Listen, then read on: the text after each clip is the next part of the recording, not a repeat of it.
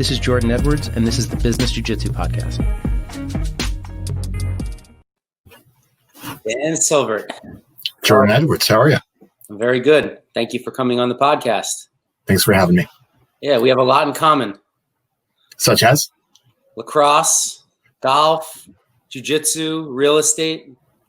Those are all things that I do and I've done my whole life. And so, excellent. Are you particularly good at any of them? I'm no good at golf. Although I've been playing my whole life, but and I played in an outing on Saturday. Played to about a 20 handicap.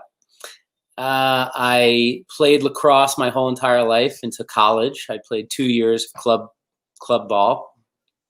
And I retired. I was also a competitive skier. I ski raced my whole life. Also retired in college. And as you know, and the reason why we're here, I've been practicing jiu-jitsu for the past 11 years. And, that is my current obsession. It's what I think about all day and what I dream about doing.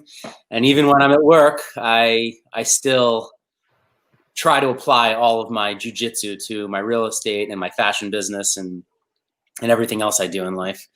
And so, yeah, I'm excited to talk to you. We found each other through Instagram, through the podcast, and you're building a real estate career, and just interested to get to know you. Share a little bit about who you are and your path. Here's a little bit about me and my path. So I played college lacrosse, not particularly well. Yeah. And I've been struggling to find a sport in my adult life that would really get me excited, where I could compete at everything is relative, but high meaningful levels. Obviously winning, Masters 4 gold isn't the quite the same thing as winning an open pan championship. But I think it's very important business in life to have whys and goals and destinations. And that's one thing I love about jiu-jitsu. We can continue to refine process. The beautiful thing for me in jiu-jitsu is I've really struggled the last few years, really my whole life, with a fixed mindset. So as I aspire to have more of a growth mindset, what a beautiful learning opportunity the sport is it not? Yeah, the greatest, the absolute greatest. Having to have stopped training through quarantine, losing 3 valuable months of training, and then having to kickstart that was very, very, very, very hard, both mentally and physically. And now I've slowly been getting back into it, but my gym is still closed. And yesterday I was training with a couple guys in one of my friend's basement gyms, and I was just thinking, this is like mental chess. Like I felt like my mind was working for the first time in months, to your point. Here's the thing I love about it. After you're done with a good training session, good open mat, man, that 90 minutes afterwards, just your neurochemistry, man, all the good juju, all the adrenaline, cortisol goes away, all the serotonin dumps out. The 90 minutes or so after training is just the most magical place in the world. It is. Beautifully and perfectly said. And when I stopped my lacrosse career, that was about the time that I transitioned to martial arts and found jiu-jitsu. When did you graduate, and where did you graduate from? So I took my sweet ass time. I'm 41. Yeah. I graduated from UC Davis in 2009, a week after I turned 30. Okay. I was fortunate enough to played club lacrosse, about the equivalent of low Division III, so competitive, not overly competitive. And when I graduated, I was just like, man, I'm done with this. I no intent of ever playing a sport at a meaningful level again. I've spent about 10 years refereeing lacrosse at decently high levels, but I wanted to get back into playing a sport. And one of the 2 black belts in my gym, I have a fairly small gym, is a real estate colleague. And he's like, oh man, you should come out, you should train. It's awesome. And he's this quiet, nice guy. I'm like, oh, jiu-jitsu, what is this crap? Is this taekwondo? Am I going to be doing katas and swinging at the air and doing ridiculous stuff? The first time I went, I'm sure he choked me out, 8 ways to Sunday with every choke in the book. I'm like, holy shit, this is a very intense sport. Yeah. I'm about a year plus in, and I will give all the listenership a laugh. I don't have a stripe yet. I managed to catch staph. Then I managed to get into a, not near fatal, but really bad traffic accident that could have been bad. Oh man. Yeah. I've always struggled with anxiety and ADD. So it took me a while to start training 4 times a week. And then COVID hit. And I was like, holy shit, when am I going to have a stretch where I can actually train? So, Well, that's unfortunate. And you're in your 40s when you started training. I mean, that's incredible. I'm 35. I've been training for quite some time, but I still felt like I got to the game late, even though I started when I was 24. And that's only when you compare to the kids that have been training their whole lives at this point. Life, everything's relative.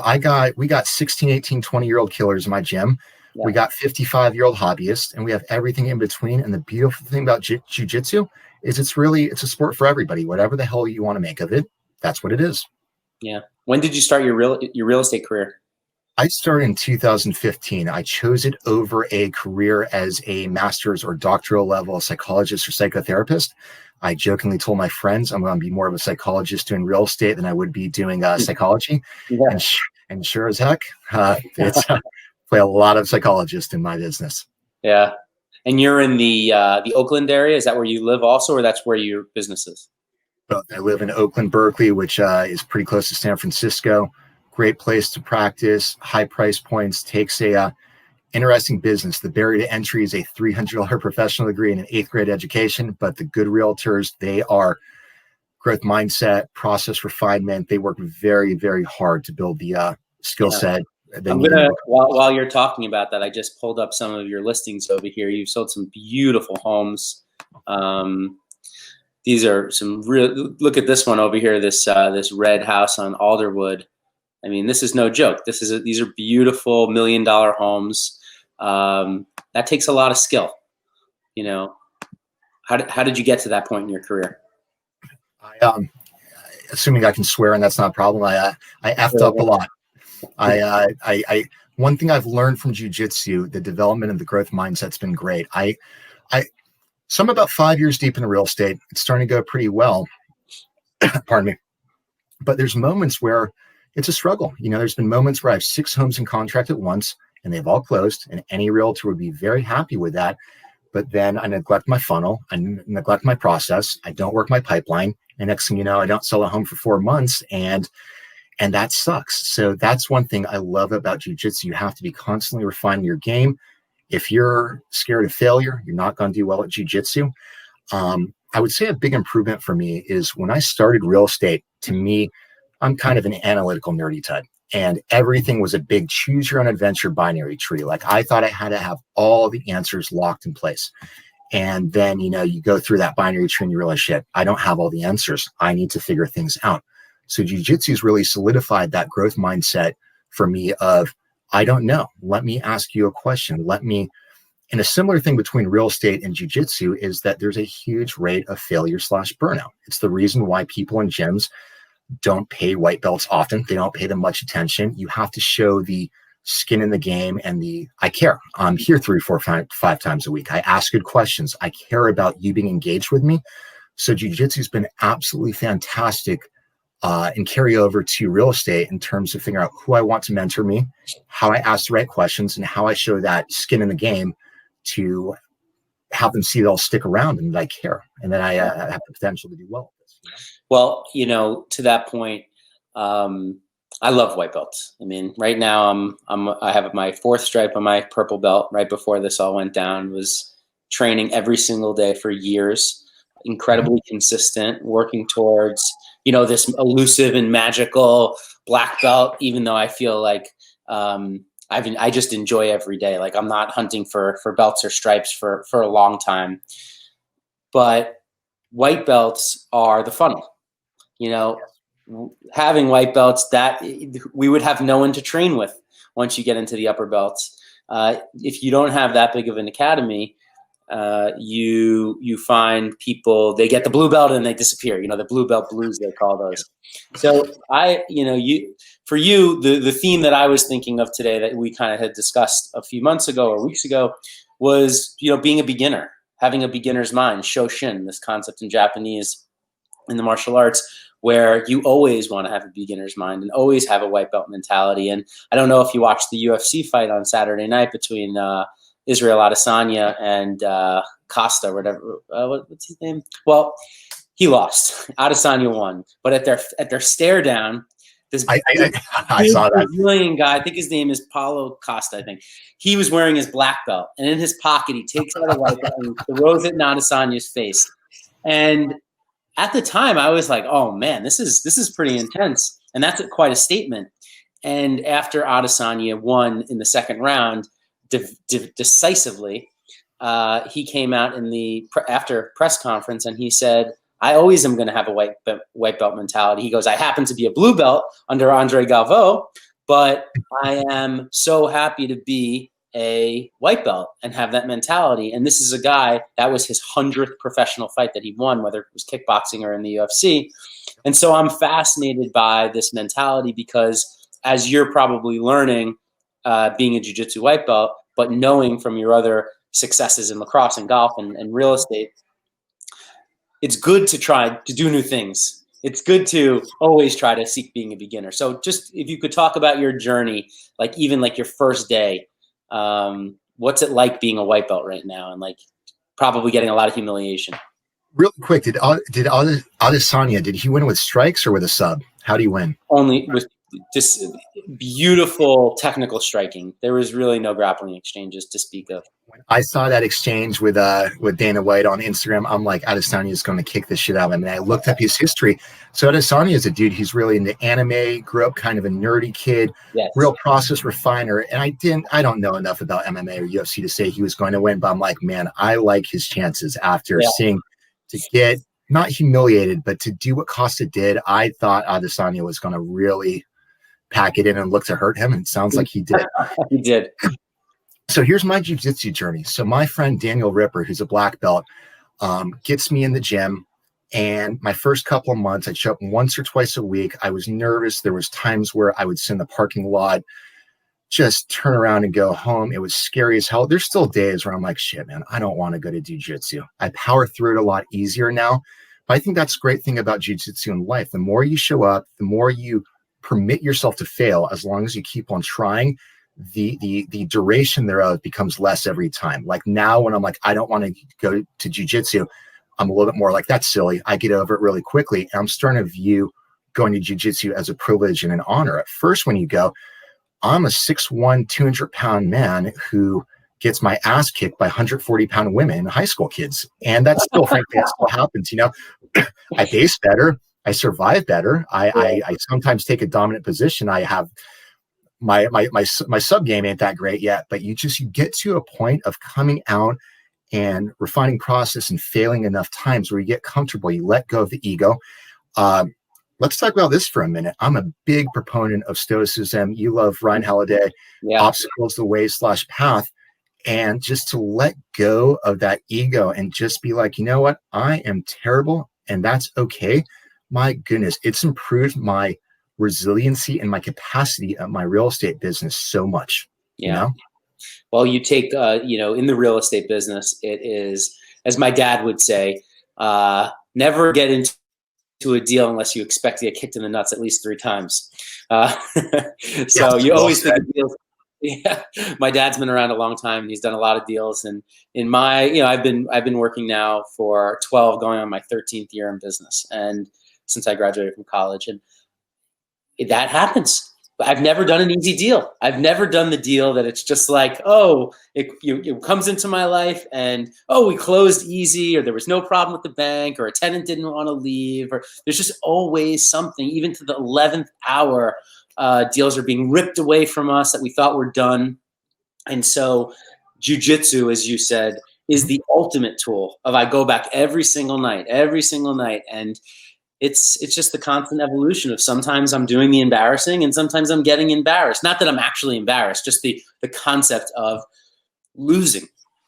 You know what? And here's the thing that's beautiful about it. What other form, as a 40-year-old or 35, I believe, year old man, can you go in and somebody says in these exact words, man, you suck less than you used to, or you're less fat than you used to be, or this or that. And you're like, man, that's a hell of a compliment. That's the thing I love about jiu-jitsu. People think of this, this was my prime time, the mid 80s Karate Kid. People think of martial arts as being an ego booster for 7-year-olds or 12-year-olds, but it's improved my self-confidence so tremendously. And I don't think people should necessarily need this, but a couple of weeks I'm rolling, and a guy who just got promoted to brown is our purple belt. He's the closest thing we have. I wouldn't call him a gym enforcer, but he's a beast. He's a competitor. Norm's a monster.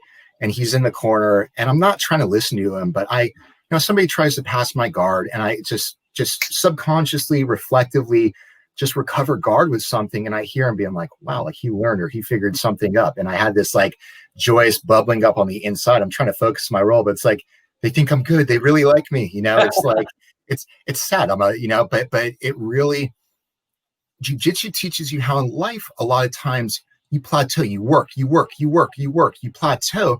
And then through muscle memory and repetition, something comes in your golf swing or this or that. And you're like, it's this instant gratification, but it's 6 months or a year of hard work that got you there, I know exactly what you mean. And, this is actually interesting talking to you about this because I often bring up golf in the gym and nobody in my gym plays golf. Not one single person that I've yet to speak to over these years.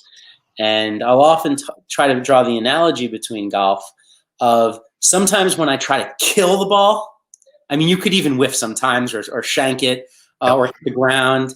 And if you've been having a good round, like if you've been hitting the ball consistently, even Tiger Woods goes after the ball too hard sometimes. And conversely, after you've hit that ball too hard, sometimes you go and you swing too easy.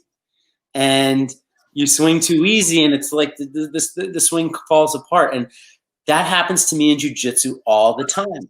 Like constantly, I constantly am finding golf analogies in jiu-jitsu, and I have not taken many I took a lot of golf lessons growing up, played a lot more when I was younger in college, and I actually played a lot during quarantine, which is funny.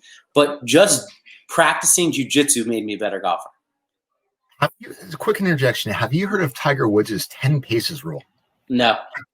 So Tiger Woods has this rule where he hits a bad shot. Tiger's walking around. I'm sorry, I swear too much. I'll try not to swear. Don't worry, it's fine. He's like, fucking Tiger, you fucking suck. You're fucking awful. And he takes 10 paces, and when he's done, it's out of his head. So he gets that self-flagellation, and then it's on the next one. And the same thing when you roll, it's true. Somebody catches you in something, and you just want to just be self-effacing, be like, you suck. You have to move on. Especially, we typically do 6-minute rounds with a minute off. If somebody just works me, and I get worked a lot because I'm terrible, admittedly, you have to, you think about, you process it. How can I get better? And you just have to, you have to move on. And especially something at jiu-jitsu where, we had a new guy in, I'm doing some pod training. We had a new guy in the other day, and this is the first time this has ever happened. I got to wreck him. I got to work position. I got to move from side control to mount, move up high on it.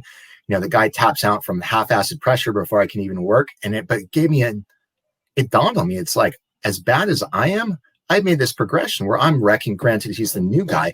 It really, jiu-jitsu lets you see scale. It lets you see improvement in a way that not many other sports do. And very quickly, to speak to your golf analogy, I think they are both. I understand why white collar professional types and entrepreneurs love both sports. You have to work. You have to work so hard. You don't get to do golf or jiu-jitsu once or twice a week and improve or stay stagnant. You get better, you get worse. There's nothing in between. That's 100% correct. I was with the CEO of a big tech company here in New York. Not like a name guy. He's like an industry guy. And I'm out to lunch with him. And he said, "Yes, hey, he says, you're a golfer." I said, "Yeah, I like to play golf." And I'm not very good, but I like to be out there. I like to hang out. I like to be with my friends or someone I'm doing business with for 4 hours and just being able to be outside. That's what I love about golf right now in my life, is just carving out. I have a young son. I have one on the way. And how often do I get to go see my friends any longer? We're not going out. We're not like partying like we were back in the day. So you get together with 3 friends. You're out there for 4 hours. So that's what I say to him. And he looks at me and he goes, "You know what I like about golf? Taking my friends' souls." And I was like, nice. and I related to him so much because like with your jiu-jitsu friends and your boys, like you train every day and you want to get better, but you also like your teammates. It's fun to compete. It's intellectually stimulating to go and compete with all your friends in the gym all the time. And you're helping. And, in martial arts, they always say iron sharpens iron. And so to have those dynamics with people in the gym, it makes you a better person. It makes them a better person. And that's what and so after that, we started laughing about that. And he shared that with part of his golf journey. And I so appreciated it. And that's so well said. And with jujitsu, it's golf is like baseball is like jujitsu. It's what you make of it. Baseball game. You want to go do a scorecard, be intense about it. You can. If you want to go with your friends, talk shit and drink beer for 3 hours, it's that. And jujitsu, it's the same thing. Jujitsu has been wonderful for me. It's taught me good communication with my partners, which helps me better understand client expectations and delineate what I need out of people. My shoulder's a little bit wrecked today. If you're going to go do a Kimura Americana, I'm going to tap out super easy. It's so, man. And I love my gym. I would not have made it, frankly. I was super soft about jiu-jitsu. I really still am, but I'm getting better. If I had started with a really hardcore gym full of 24-year-olds that just want to rec shop all the time, I wouldn't have made it. And now I'm getting to the point I want to compete. Nothing serious, just some. I think it's important in life to have whys. So I've said I want to compete Masters 3 and at Worlds when it comes back. I'd like to do some purple belt stuff at Fight to Win, which is still a handful of years out. But I think it's so important to have whys. And I haven't had sports whys for a dozen years. It's awesome to have it again. And as we've sort of discussed, it does, like you and I, we're not probably going to win any super meaningful world championships, but I'm going to compete. And even if it's a local IBJJF event or a local Jiu-Jitsu World League, who gives a shit? Just having the skin in the game of going there, even if you get subbed in 45 seconds, who gives a shit? Really? No, it's good just to go and train. And the whole purpose of this podcast and the book that I'm writing, Business Jiu-Jitsu, is to talk to guys like myself and you and the people that are on the periphery of jiu-jitsu, like the guys that get a lot of fanfare, the best competitors, the ADCC champs, the IBJJF world champs, they get a lot of attention. But all the guys in the gym, all of their teammates are doctors and lawyers and garbage men and every single cross section and socioeconomic class. I mean, in my gym alone, we have every single slice of the world, every religion, every color, and everybody's all together. They're doing jiu-jitsu and loves each other. And is so like, we have this one thing in common, even though outside we have so little in common in some cases. And what I found is that the principles that govern these relationships in life are the same exact principles that I find in business and being able to conduct business with large swaths of people. And I love jiu-jitsu people. They have the skin in the game, even if they're at my level of competency. Just the fact that people show up and engage. I mean, post-roll pictures and smiles and discussions are some of the best in the world, just sitting around on the mat and just bullshitting. And as you insinuated, I go to my gym, real estate gets a little bit myopic. The demographic, the swath is not super wide. I go into my gym, I have blue collar, white collar, black guys, white guys, Latino, Asian, young, old, just every patch of society. And they're all my friends. They're all cool as hell. And they're people, when you work in the white collar world, you don't necessarily get that wide of a swath as people as you do in your jiu-jitsu gym. It's incredible. Yeah, it's incredible. And the other thing is that you kind of alluded to this before with growth in business. It's not as explicit when you're having these kind of growth moments. Sometimes the only real measure is, am I making more money? Or how do you measure success? Am I getting more leads? Am I building more clients? Am I getting better at my job? Yeah, you can tell that way. But if you really want to have these kind of like exponential growth moments in business, John Danaher was talking about this on the London Real podcast. He's like, it's monotony. It's every day, this little growth. And that's why he, on his like Instagram profile, it says like living my life in accordance with Kaizen, daily improvement for the better. I'm so fascinated by these things in business because like I've taken all these concepts that I've learned and that I've studied. Like you mentioned, I love Ryan Holiday. He introduced me to the Stoics. But whenever I read these books, and I love to read, I read a lot.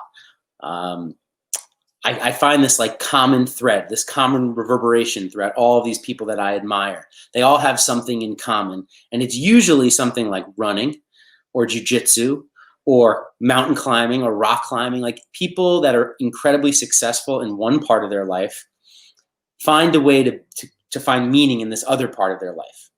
And I always encounter these guys in the gym that are unbelievably good at jiu-jitsu, and they're still searching for that, like success in business, or they're trying to do something else. And I'll say to them, you have all the tools already. You have the answers. Now you just have to start asking the questions. You're so good, and you can tell me everything about risk in jiu-jitsu and why and when to take risk. And now you have to apply it to this other thing. And I'm just endlessly fascinated by that. And in New York, especially in the jiu-jitsu world, you really do encounter so many of these guys that are like, insanely successful real estate, Wall Street traders, doctors, lawyers. And here they are on the mats, and they're like competitive with world champion fighters. This is like the teammate. This is the stable of people that they come back and they train with all the time. And I find this is what I'm going to be writing about in this book. I'm going to be writing about the principles that make all these people so successful across disciplines. I like that. I think one thing I like about jiu-jitsu in the gym too is it teaches you how to rock different worlds and find the center of Venn diagrams. Like when we're doing our businesses as entrepreneurs, I think largely we're taught to think of things in an empirical, actuarial kind of way. And what you're talking about with guys in the gym, they just have to believe it. Some guys have a different kind of intelligence. It's more spatial, orientational. And guys like you and I, more so you, can be the Rosetta Stone for these guys that want to achieve business successes. In the same way that I'm learning from jiu-jitsu, hardcore jiu-jitsu guys, if they aspire to be business guys, you have the commonality. You have the skin in the game of loving jiu-jitsu. If they make the right, that's the thing I've learned about the world, in business, jiu-jitsu, or otherwise. If you make the right asks and you give a shit and you're attentive to and receptive of people's mentoring, I can't tell you how much people whose time is worth $100, $200, $1,000 an hour give me their time that frankly I feel like I don't deserve just because I ask the right questions. But I also try to provide a value add. I try to be interesting, engaging. It's incredible how much people will give you their time. Like our black belt, I spend the standard amount on jiu-jitsu per month, and I feel like I get, even now as a white belt, I get $10,000 or $20,000 of value out of it per year. If becoming better at jiu-jitsu and improving my self-confidence and my entrepreneurial range sells me another couple of houses a year, selling a house here is $10,000, $20,000, $30,000 of commission. So jiu-jitsu isn't just about getting better about jiu-jitsu. It's improving my self-discipline. Like, frankly, when I was struggling with jiu-jitsu as a sport, I stuck with it because I knew for my mental health and my business outcomes, they would both exceptionally improve. And I had to take that leap of faith to get there. And now that I'm starting to get there and understand it, it's pretty magical. It's very magical. You put it beautifully and eloquently there. I'm excited to use that as part of my research and include that in the book because it is so true. People are so willing to give you their time, and people are so willing to help. I have never encountered a truly successful person who doesn't want to make other people successful around them because they know that the only way they got there was by all of the people that helped them. And, I often advise my team. I have a very big team at my companies, and I'll often give a book to somebody and I'll say, this is one of the most successful people in their industry wrote this book. It doesn't matter what industry. Don't you think you want to find out what's going on? They literally took the time to write down their playbook. They're giving you all of their failures, all of their successes, and they're mapping out all from the time that they were born until now. Like a great example of this is Ride of a Lifetime by Bob Iger, CEO of Disney. Here you are, and this guy is so generous by giving the world this book. And that's how I feel about all of these books that people write. It's one of the things, I wrote a book before this. It inspired me to do that, and you nailed it. When you are able to get somebody's attention and they are so willing to share their time, so you better stick to that person. I'll often say to my team, I want that all over me. I was like, oh, you're a marathon runner? How did you get to be a marathon runner? I want to know everything about your diet, your training schedule, your regimen, anything you're willing to share with me, I'll take it. And I do so much talking in my business life because I'm constantly coaching and mentoring all my teams. Mm-hmm. When I go to the gym at night, just like you just said, mm-hmm. I don't say a word. I just listen. I listen and I learn. And then when I commute back and forth from work and I'm just listening to books, I'm just absorbing as much information as I can. And when I'm able to get around somebody who has something that they could give to me, I'm just like, please share it with me. You know, that was the whole purpose of this podcast. You just nailed it. The heart of this is just something you do better than I is we both ask the right questions, but you know, I'm a nervous, anxious type, and I can be a talker. I fill spaces with words unnecessarily. So in business and life, I'm having to train myself after I ask the right questions to be quiet and listen. And with jujitsu, the kind of analogy is I'm having to train myself rather than spazzing out. Just, I don't know what's going on. I'm going to spend the next year or two just, you know, being murdered. So all I can do is just frame up, get in tight, be quiet, listen, take a look around, see what's going on. And that's another jujitsu parallel. It teaches you how to, nobody likes a teachy, preachy white belt. Nobody likes spaz. Nobody likes this or that. So it teaches you how to be receptive to inputs. I'll give you one that I like. It's from a Churchillian era British diplomat, and it's diplomacy is the art of disagreeing without being disagreeable. And I learned so much learning from my black belt, from the, you know, high level, you know, fight to win belt holding brown belt, whether it's the 4-stripe white belt who's significantly better than me. There is so much to be learned from everybody along the spectrum. And it's just, man, the emotional intelligences that I've improved from the sport in a year of it, it's nuts. I didn't think I had the capability to grow this much at 40, but it came on the back end of some business coaching. That's one more thing. Got business coached by a guy named Ryan Nadell, who just did a really nice job, helped develop my growth mindset. And one thing he kind of passed on to me was the notion that it's okay to let go of things that no longer serve us. And with jiu-jitsu, when I first started, I'm like, oh my God, you know, it's at least a 10, 15-year journey, this or that. When am I going to get a stripe, this or that? And I realized, who gives a shit? I want to hear this from you. How do you balance in life and business the need for process orientation and result orientation? Because anybody who says it's just about process is full of shit. You need results in business, or you don't, you die, you bleed red ink. So how do you find that balance between the two? I have found that when I truly put in the work with some kind of goal in mind, and then I hold myself accountable to actually doing the work every single day, incredible things happen. I'll often say to my wife on a Friday night, I know that I crushed it this week at work. And I have that feeling that I left. I keep a little journal, usually with like a to-do list. And I will go home on that Friday night. Normally I'll be going to jujitsu, not in the past couple of weeks, and I will have a feeling of overflowing of flow state. And I know if I either have it or I don't have it. And I'm incredibly real with myself if I don't have it. And when I get to jujitsu, it's like if I had a week of jujitsu, I either did it or I didn't do it. And when I'm achieving goals, it's on the back end of that flow state in either life or jujitsu or business. When I run, I go out and I either ran every single day this week or I didn't run. If I ran 3 days, it's like you said, you can't get good at golf playing 2 days a week. You could have fun. I have Absolutely. fun playing golf once or twice a week. Yeah. But I know the thing about emotional intelligence, like you brought up, and something that the Stoics taught me so deeply, was being aware of what is actually success and what is I'm lying to myself, telling myself it's success. And I had many years of my blue belt years. I did jujitsu straight for 3 years. I got my blue belt. I trained. I got the blue belt blues. I was in my late 20s at that time. And I was off the mat for I would say the first time, 3 months. One of the owners of my gym, at the time he wasn't a black belt. Now he's an incredible black belt. He called me and he said, hey, I know it could be intimidating to come back to class and feel like you're going to get beat up.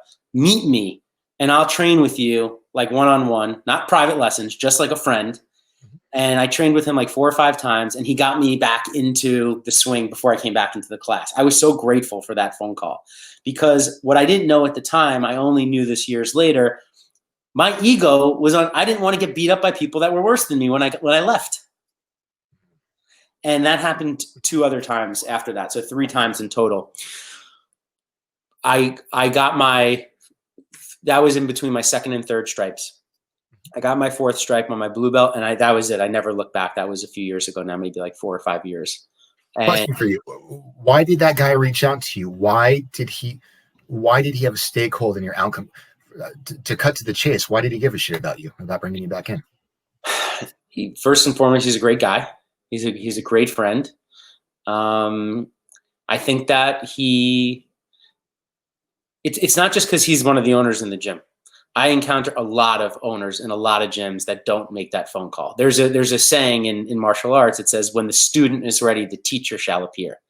Some teachers don't make that phone call, and there's nothing wrong with that. But he was a teammate. He was a longtime teammate. He was way better than I was. He was like kind of like a big brother, little brother type of relationship. I saw it, at least, as a little brother, and he took an interest in having me there. And I'm forever grateful for him for making those calls. And I've written about it and I've talked about it, and I will tell anybody about that. And I try to do that whenever I can, to reach out to people in jiu-jitsu, my teammates that disappear. Sometimes they don't even write me back on Facebook or Instagram, and then I'll see them a year later, and they'll say, thank you so much for reaching out to me that time. I didn't want to get beat up, or I had this going on in my life. And I just remember that. I mean, I know that feeling. Like you said, you know how many times I've been in the jiu-jitsu parking lot and just say, I don't want to get beat up tonight. Like, I just don't want to get feeling of losing. And back to your original point, it was learning, reading, and studying that got me past the mentality. And it's not to say that I don't feel that. I still feel those ways. But now I'm aware of my ego in the stake. Now I know the feeling of flow. And I say, you've done jujitsu for 4 days. This is the 5th day. You're going to. Flow comes with repetition. Yeah. I'll give you an example. Like, if we're practicing something during drilling, I'm a concrete thinker, and I'm a visual, like I'm a words learner. So like, Jiu-Jitsu's improved my spatial orientation so much. It gives me so much more capacity during the day. I see what's going on. I'm aware of my surroundings. I breathe more. But if there's a pretty simple move like an arm drag, I used to think, okay, grab left wrist, left hand, grab under the shoulder, pull through, and then you flip it to the other side. I'm like, fuck, man, I can't reverse all the wording on this.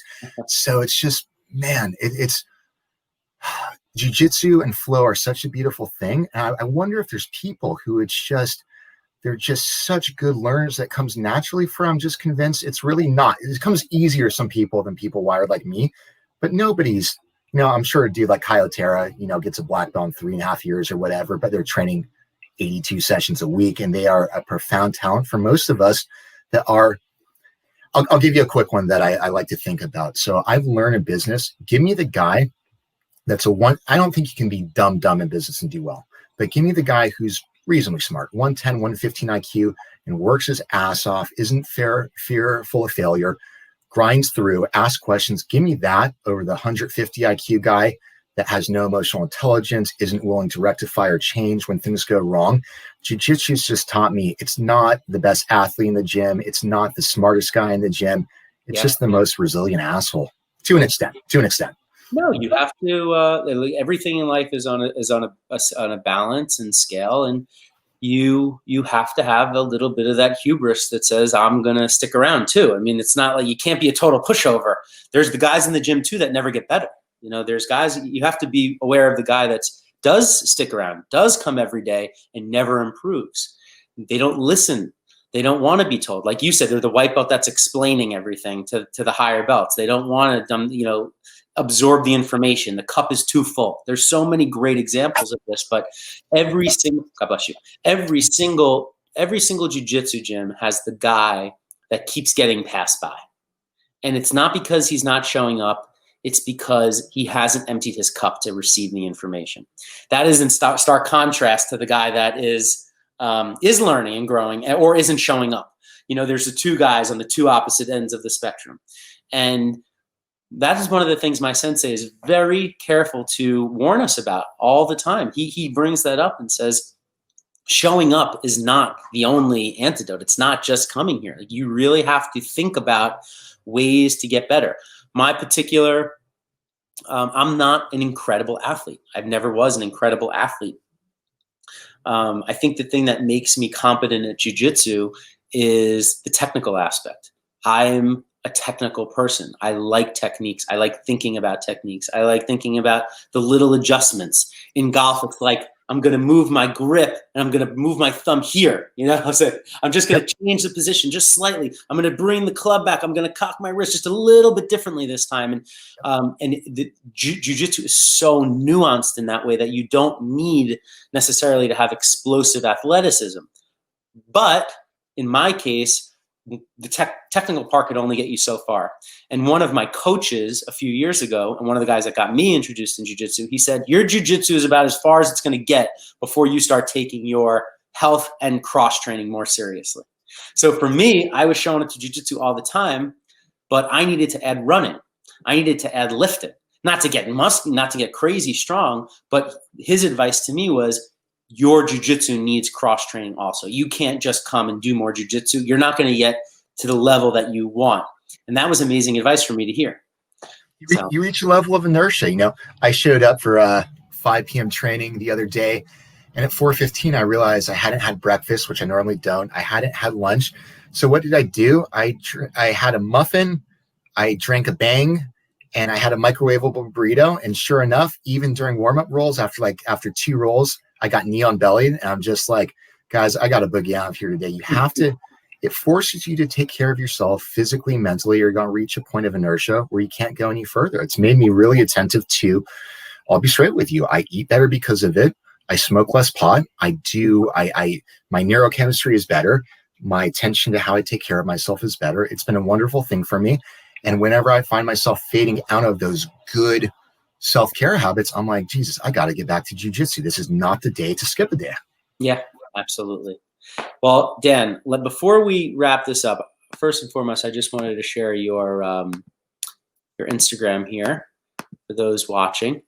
Dan Silvert Holmes. You are at Sotheby's. Yes, sir. Golden Gate Sotheby's. It has been a pleasure talking to you. I'm very, very excited to continue our friendship here. I hope that you would come back on the podcast again in a couple months and we'll get an update on where you are.